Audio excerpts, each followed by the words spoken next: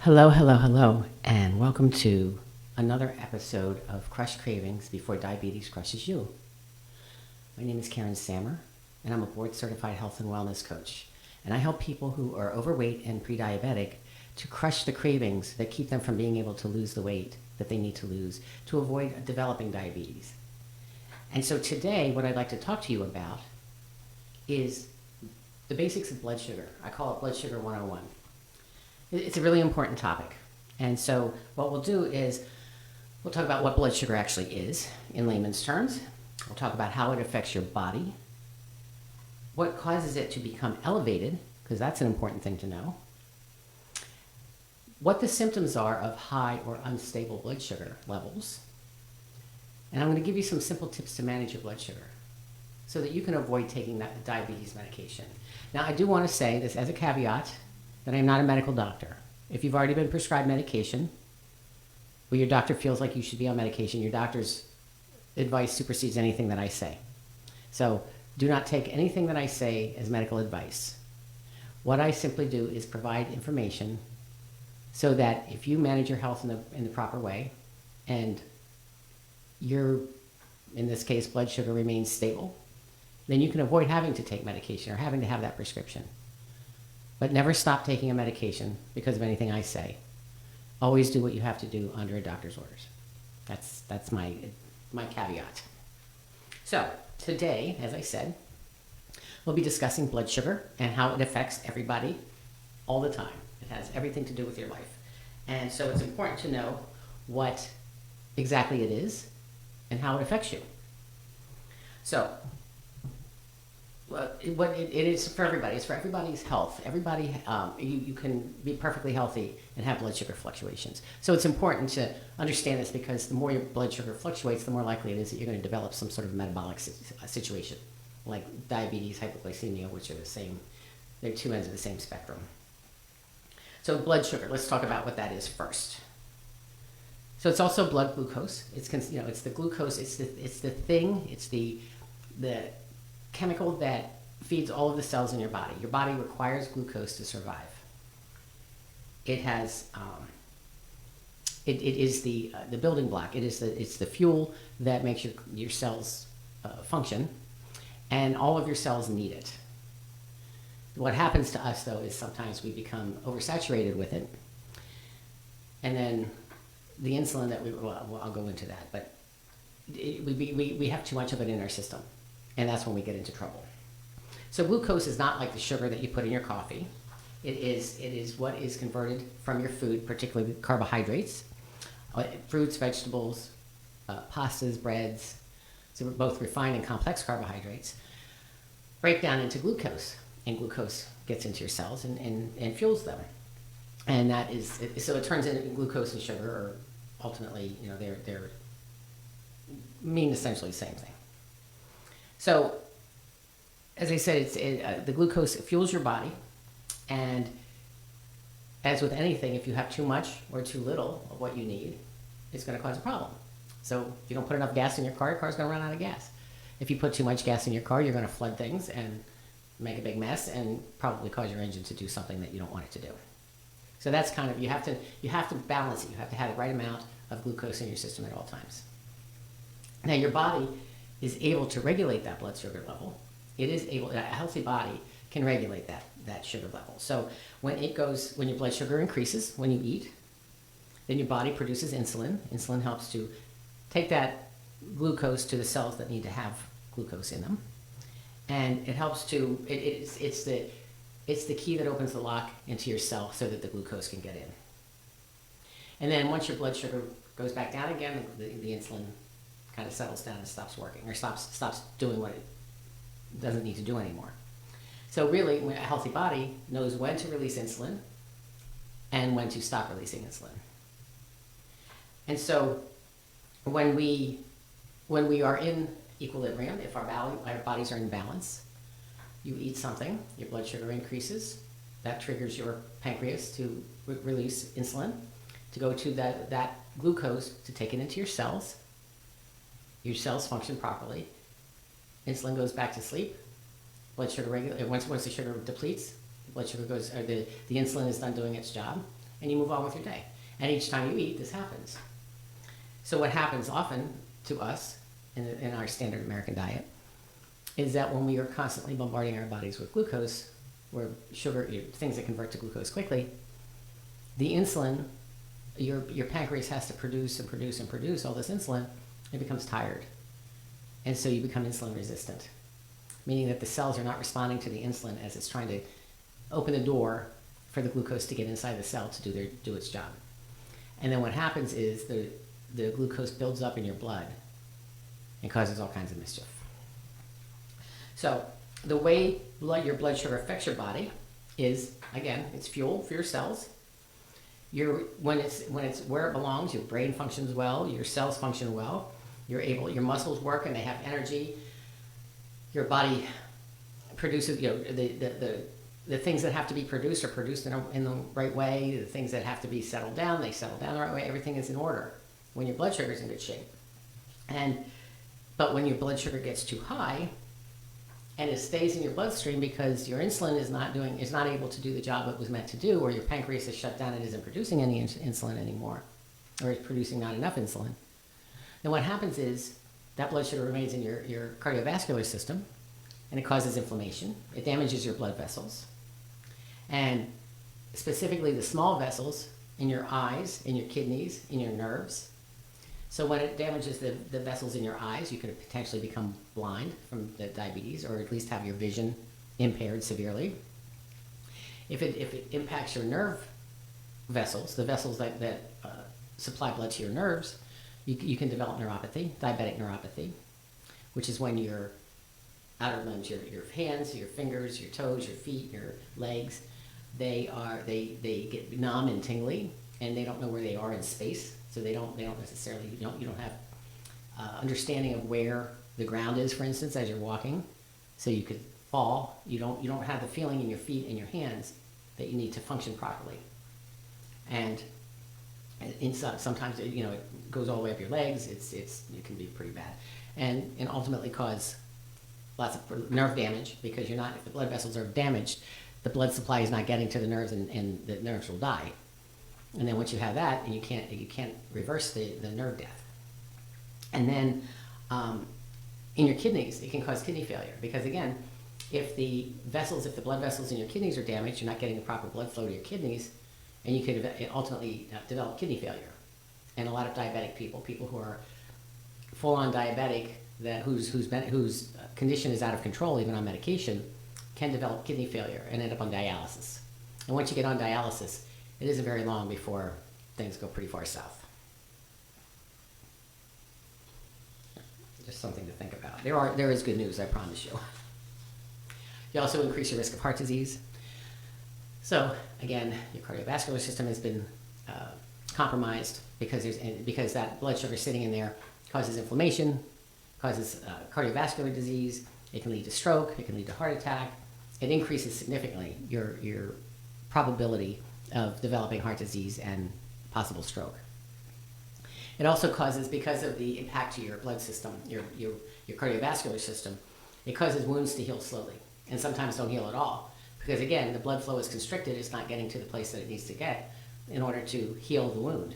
So somebody who's diabetic, especially somebody who's bedridden and diabetic, and they have a pressure wound, a bed sore essentially, it's very difficult for them to heal, because they don't have the tools to heal on their own. Plus, those types of wounds are very, very challenging, because they often run very deep. But people who are diabetic, even just, and they're mobile and diabetic, they can get a wound on their foot. It's very important to understand that when you get wounds, especially in your extremities, as diabetic, you can't have them tended to immediately, because it could lead to amputation, because they can become gangrenous and not healable. So, important to make sure that if you are diabetic, that you have those things tended to immediately. It can weaken your immune system. So when your cardiovascular system is impacted, your entire immune system is as well. So it will possibly cause you to, once you get ill, make it very difficult for you to heal from that illness. It can cause dehydration because, again, if your vessels are not doing their job, part of what they do is they bring water to your extremities. Your blood vessels, your blood is made up mostly of water. And so if you are not, if your vessels are compromised, they're not open enough to move the blood back and forth. And what ends up happening is when your blood vessels are impacted, you're not getting the blood flow to your kidneys, right? But your kidneys are trying to do their job, very desperately trying to do their job by eliminating the excess sugar. So you constantly urinate, right? So a lot of times diabetics, one of the signs of diabetes is frequent urination. So if you're constantly urinating because your body's trying to eliminate the sugar from your body, then you become dehydrated, and that's a serious condition. And then you will gain excess weight potentially if you're diabetic. Your cells don't know what to do with the sugar, so it stores it in adipose tissue. Your fat. It converts it into fat in your body to store for later, because it has no way of getting rid of it. It's not using it up because the insulin is not allowing it, or the insulin is not able to open the door in order for the cells to use the glucose. But then also, you can also have the opposite problem, where you may not have enough blood sugar. And when that happens, sometimes your blood sugar drops too low. And that happens often if you are eating a lot of refined carbohydrates, your blood sugar goes up, increases. Your insulin goes after it to try to deliver it into your cells. But sometimes your blood sugar goes up and it starts to dip before the insulin gets there. So now you have too much insulin. It's using up your blood sugar quickly, and your blood sugar drops below equilibrium. And when that happens, then you get the shakes. That's when you get the hangry feeling. That's when you have that drop in blood sugar, and you get irritable, and you got to eat something right away. You get dizzy, maybe you get a headache, whatever it is. You have that afternoon slump where you're going to fall asleep. That's all a sign of low blood sugar. And people who are hypoglycemic, having low blood sugar, are on the same spectrum as people who have too much blood sugar. It's just the opposite ends of the spectrum.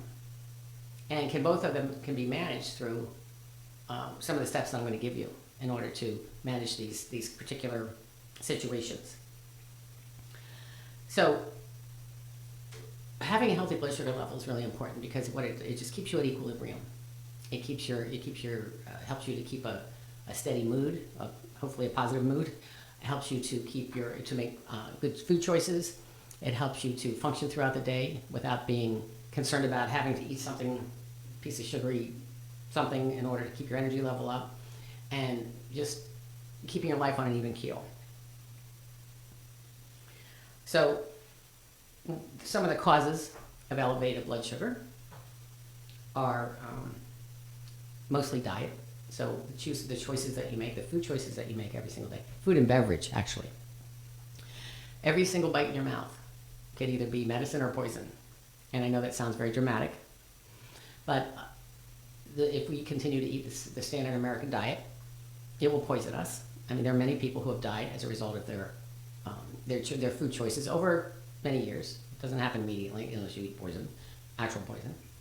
But the simple carbohydrates, the refined carbohydrates, the processed foods, the sweets, the junk that we eat frequently in our society, that is contributing heavily to the diabetes epidemic that we see. Drinking sodas and sweetened beverages, sugar-sweetened beverages, and even artificially sweetened beverages contribute to diabetes, because that's a whole other topic. But the sugar-sweetened beverages, we consume, when you drink a soda, regularly sweetened soda, you're consuming way more sugar than you would if you were eating a piece of food, some sort of food. Very often a 12-ounce can of soda has 12 teaspoons, I think, of sugar in it. That is the contents in that can. If you think about 12 teaspoons of sugar, how much that is, hopefully you wouldn't put 12 teaspoons of sugar in your coffee, for instance. But you're drinking that every time you have a soda. So one of the very best things you can do for yourself when it comes to supporting your good health is to eliminate sweetened beverages from your diet, which is sodas, fruit juices, sweet tea, things that you get from the coffee shops that are more like milkshakes than they are coffee, those types of things, because they are heavily laden with sugar and they have a huge impact on your body, not to mention your wallet. So Again, I said processed foods. Those foods are often full of refined carbohydrates, and they convert very quickly to sugar into your bloodstream, like the white breads, the pastas, the rices, white rice, even brown rice converts not as quickly, but fairly so. So you never want to eat that by itself. Desserts, candies, snacks, supposed health food, protein bars. You want to make sure that see how much sugar is in those things. Another thing that adds to your blood sugar increase is a lack of physical activity. The more you sit around, the less you need to use glucose, and your body uses it less effectively. And so it makes it more difficult for your body to manage your blood sugar levels. If you are living a sedentary life, then your body doesn't function the way it was meant to function. It was meant to move. It was meant to work. We are meant to function, to be physically active. And when you're not, then your blood sugar levels get all out of whack. So making sure that you are moving your body a little bit every single day. And you don't have to go into the gym and do, a marathon iron pumping exercise thing, like a program. All you have to do is make sure you're moving. Take a walk. Take a walk after each meal. Take a 30-minute walk. Take a 15-minute walk. Get up and walk around your house. Do some stretches and some squats and lunges and things, especially if you have a job that requires you to sit at a desk all day. Try to get up and move around. If you work in an office, find a restroom on a different floor so that you can walk up and down the stairs to get to that restroom, just to give yourself a little bit more movement, that type of thing. You also want to manage your stress. So what stress does is it releases your cortisol, the hormones that are going to raise your blood sugar, because when you have stress, your body's in fight or flight. And so it is looking for the danger, it's looking to get away from the danger, or to fight the danger. So your body doesn't know the difference between a deadline and a tiger. Stress is stress. So if you are under unrelenting stress, your body is at high alert all the time. And so what happens is your body will release the hormones that will raise your blood sugar level so that you have quick energy to either get away or to fight the danger. And when you're in that constant state, your blood sugar is in a constant state of elevation, then ultimately you could develop metabolic syndrome, pre-diabetes, and then ultimately diabetes. So when you manage your stress, you can downregulate it. You can't necessarily eliminate stress from your life, because if you have a life, then you have some level of stress in it. But knowing how to manage that stress is important. As I work with clients, one of the things that I teach them is how to address their stress and what to do to kind of downregulate that response in their body so that they're not constantly feeling that tiger after them. A lack of sleep. Poor sleep habits is really a big contributor to many things. It contributes to blood sugar dysregulation. It contributes to dementia, early dementia. It contributes to cancer, heart disease, all sorts of things, because sleep is so important. And if you think you are a big hero because you live on 4 hours of sleep at night, you are really wrong. There's nothing heroic about sleep deprivation. It's actually very dangerous. Dangerous for you, dangerous for people around you on the road, dangerous for people who are relying on you to make decisions that maybe affect them. So, because all of those things are impaired. All of those functions are impaired when you have no sleep. But also, what a lack of sleep does is it dysregulates your hunger hormones, so that you will feel hungry. You have that ghrelin, that growling feeling in your stomach. That's when your ghrelin is in high gear. If it's acting properly, it means that you really are physically hungry, that you are in need of food. And then leptin tells you when to stop eating. Leptin is your satiety hormone. So that means that once you have eaten, you've consumed enough nutrition, then your leptin kicks in and says, okay, I've had enough. You can stop now. Let's go for a walk. Now, so if the ghrelin and leptin are working properly, there are other hormones involved, but these are the ones that I'm talking about now. If they're working properly, you're hungry, ghrelin's working, you feed yourself, you don't need the ghrelin anymore, so that stops working, and now leptin kicks in and says, okay, time to go to sleep, ghrelin. It's my turn. And so then that's when you have a balance of your leptin and ghrelin. However, when you are not sleeping properly, those hormones are whacked out. They aren't functioning properly. Your ghrelin's in overdrive and your leptin is asleep at the switch. So you constantly eat, like you eat sugary stuff to keep your energy up. You eat refined carbohydrates to get that quick hit of energy. And then, but you don't ever feel satisfied. Number one is because, those hormones are out of whack, but also you're probably not getting the nutrition that you need in order to satisfy what is lacking in your body.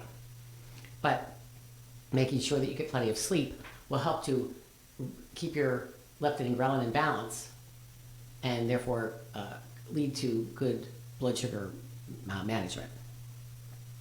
Medications. There are some medications that will screw up your blood sugar levels. Steroids. If you're ever put on steroids, I try to, for myself, this is what I do for me, is that if I have to go on steroids, it has to be an absolute last resort. It has to be I used to get very bad respiratory infections, and it has to be to the point where I can't sleep because I'm coughing so much, or I've ruptured something because I'm coughing so much, or I am just really, really sick and it's not going away. Then I will have to, give in to taking to taking steroids. But that is a very last resort for me. Let's go way on, way back when. I didn't even know you. You couldn't have been too much more than 10. I ain't no psychiatrist, I ain't no doctor with degrees, but it don't take too much time to see what you're doing to me. You better think about what you're trying to do to me. Yeah, think. Let your mind go, let yourself be free. Oh, freedom, freedom, freedom.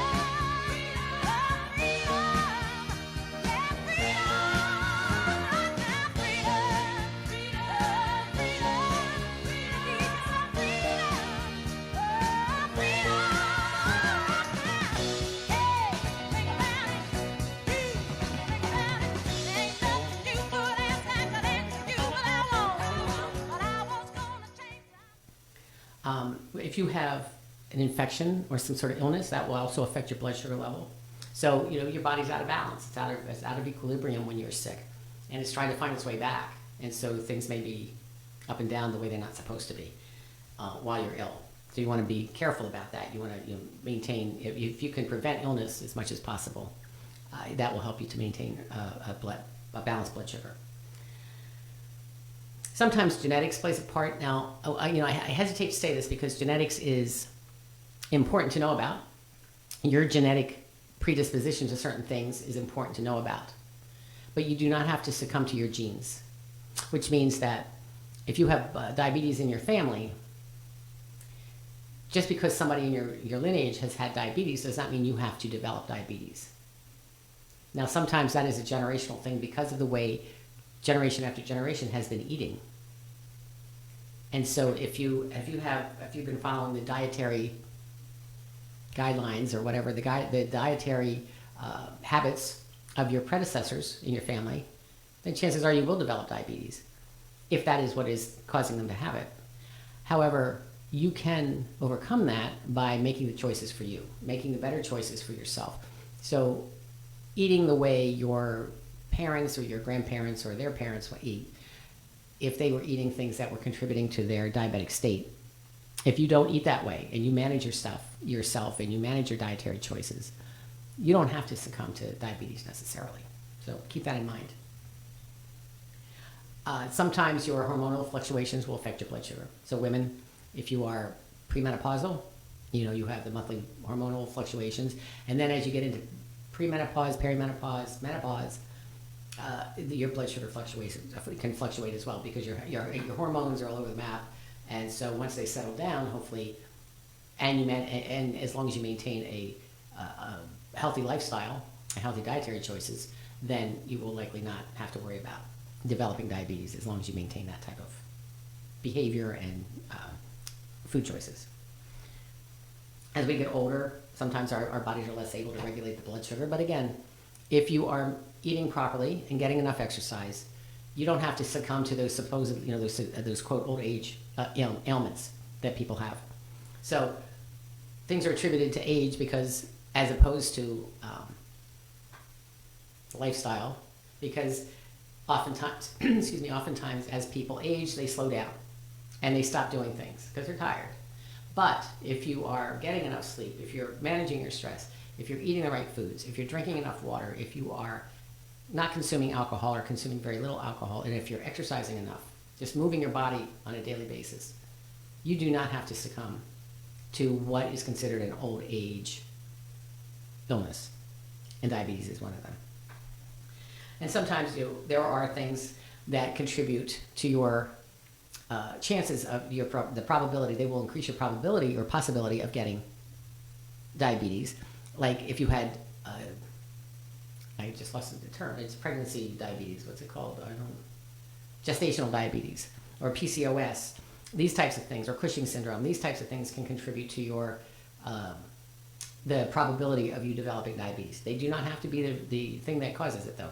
Again, if you have these conditions, these are things that you want to consider as you go through life and in the choices that you make.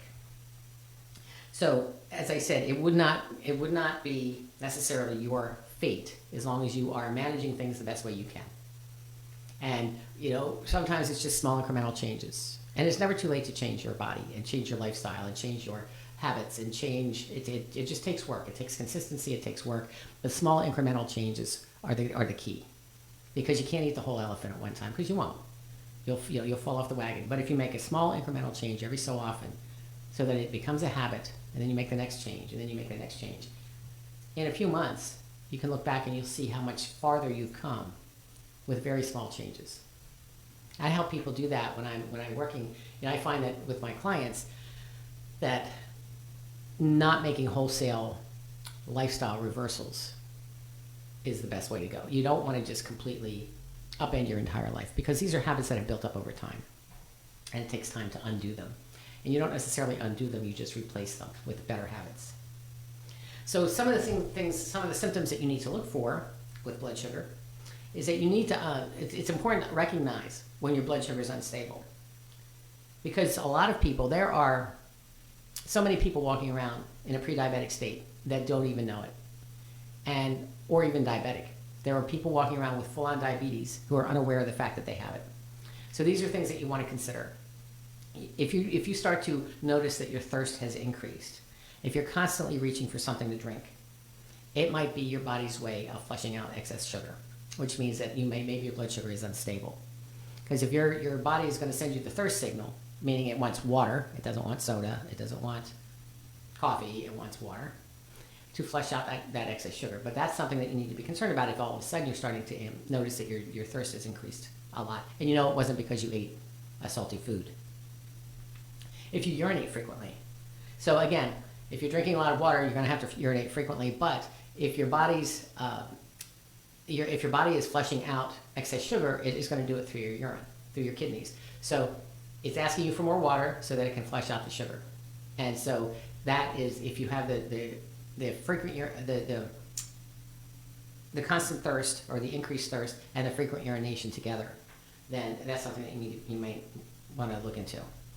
If you're getting enough sleep and you're still very fatigued, your blood sugar may be out of balance.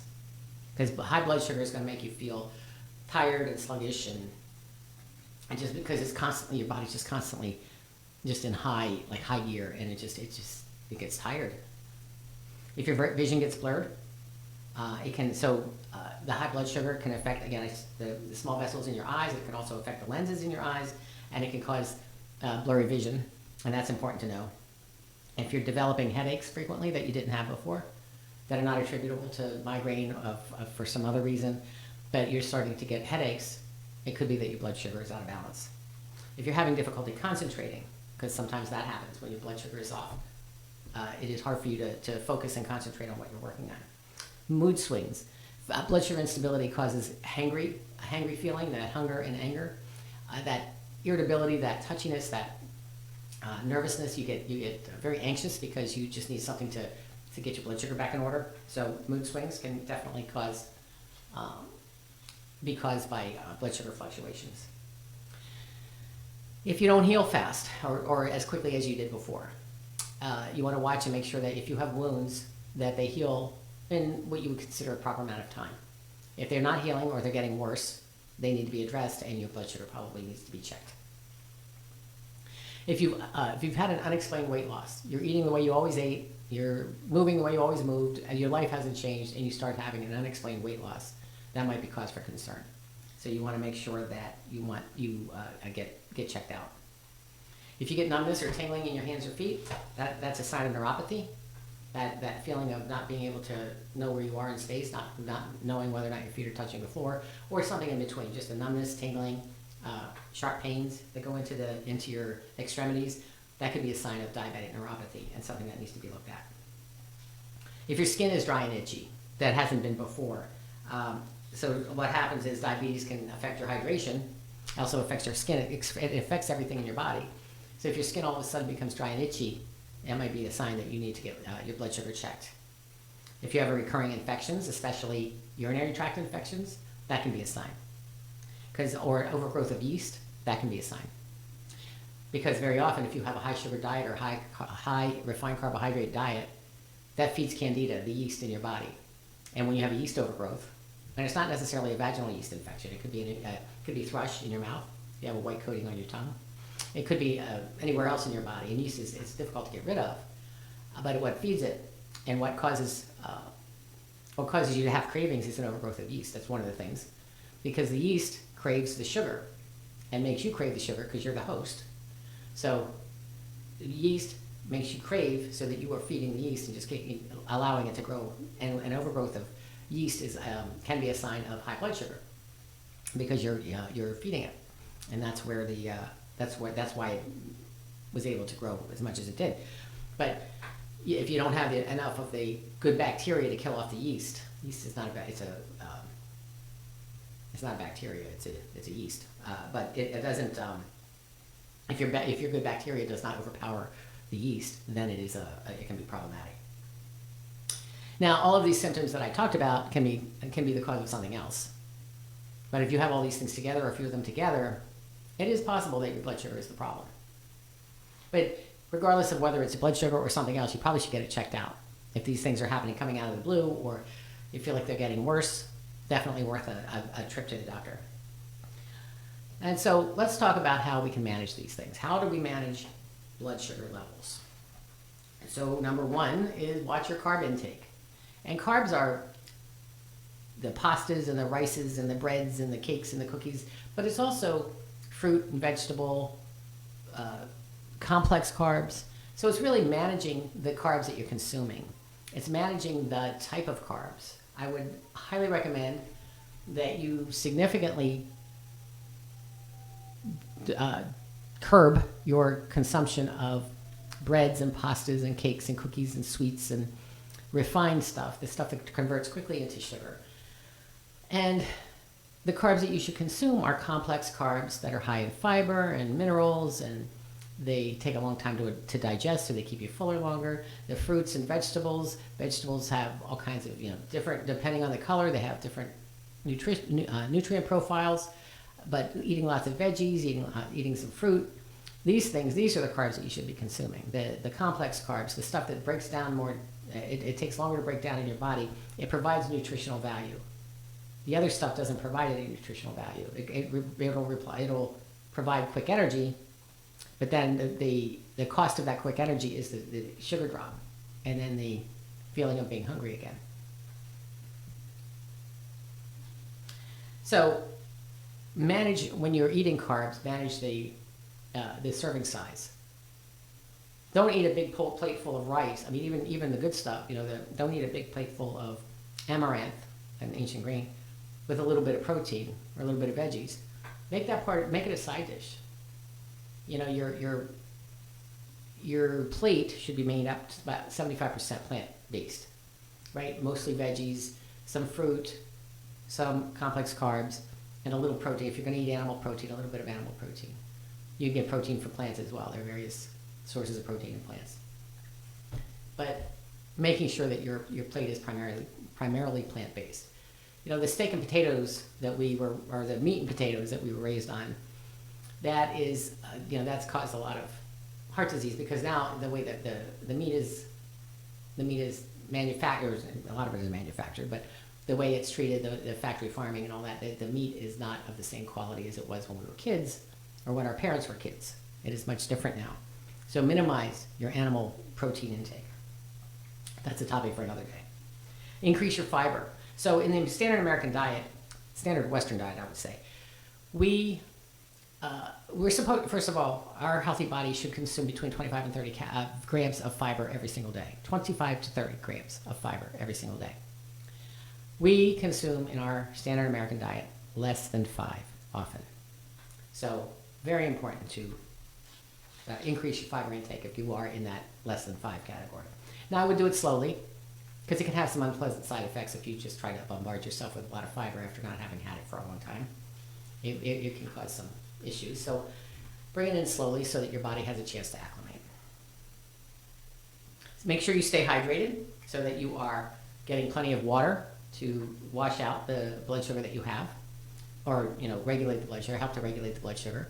And there's hydration is important for many other functions, but for discussion today is making sure that you're keeping your blood sugar in equilibrium. Make sure you get plenty of exercise every day, and you want to do at least 30 minutes a day, or most days of the week. Just walking. It doesn't have to be a marathon sprint. It doesn't have to be anything complicated. Doing some stretching, doing some walking, just moving your body, getting your blood flowing, getting your lymphatic fluid moving, using up the blood sugar that's there. You want to manage your stress. Stress, again, causes all kinds of fluctuations in the hormones that manage your blood sugar. So make sure you're managing your stress. Make sure you're getting enough sleep. Try to get 7 to 9 hours of uninterrupted sleep every night. Good quality, deep REM sleep.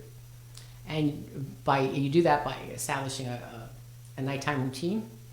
And that's one of the ways you can do it. Going to bed and getting up at the same time every day. Go to bed at the same time, regardless of what day of the week it is. Even on the weekends. If sleeping in on the weekends is fun, great, but you're better off getting up at the same time you would during the week, just to keep your circadian rhythm in a good place. Make sure you're eating balanced meals. Make sure you're picking snacks that are very healthy for you. Limit your alcohol, because that really messes with your blood sugar. Consider intermittent fasting, and that'll be a topic for a different day. And sometimes you can use vinegar. Apple cider vinegar helps manage your blood sugar levels. So use that in your dry salad dressings instead of buying commercial salad dressings. Cook with it, that type of thing. And then make sure that you are keeping track of your blood sugar, and also understand a little bit about the glycemic index. And I help people with how to manage the glycemic load of their meals and their glycemic index of the foods that they're choosing. So just to wrap up here, we talked about what causes blood sugar fluctuations. We talked about what blood sugar is. We talked about how to manage it. So really it's, getting educated, working with somebody if it's overwhelming for you, and it very often is for people, so don't feel bad if you're in that category. But working with someone who knows, who can help you to decipher what actually makes sense for you. Working with a health coach, working with a nutritionist. I think a health coach is better because it's a more holistic approach.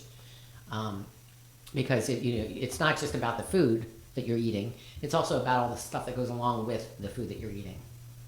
So as I do every week, every time we do this, I say I am happy to offer you a free consultation. Go to my website, yourpoweryourhealth.com/book, and schedule a consultation with me, and you'll find out that whether we work together or not, you'll get some good action steps to get you started on your healthy path. So this has been a lot of fun for me. I know that I dumped a lot of stuff on you, but it's important to know. It's important to know about your blood sugar. So I am Karen Sammer. My business is Your Power Your Health, Nutrition and Health Coaching. I'm a board-certified health and wellness coach, and I'm here to help you to overcome pre-diabetes without medication. See you next time. Bye.